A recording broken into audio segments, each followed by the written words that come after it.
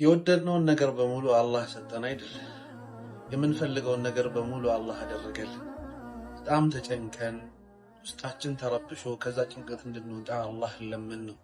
አላህም ከዛ ጭንቀት አወጣን። ስንትና ስንት መከራ ውስጥ ገብተን ነበር። አላህ ከዛ ሁሉ ገላገለን።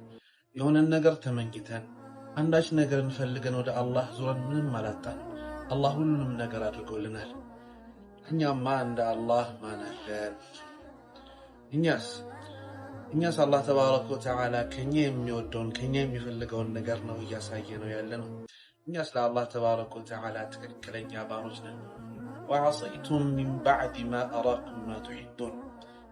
አላህ የፈለጋችሁትን ነገር ካደረገላችሁ በኋላ የምትወዱትን ነገር ካሳያችሁ በኋላ የሚያስደስታችሁን ነገር አላህ ካደረገላችሁ በኋላ እናንተ ግን አመጻችሁ። እናንተ ግን ዞር ብላችሁ ከአላህ ተባረከ ወተዓላ ሄዳችሁ ይላል። አናፍርም። ነገ አላህ ፊት ስንቀርብ አንሸማቀቅም።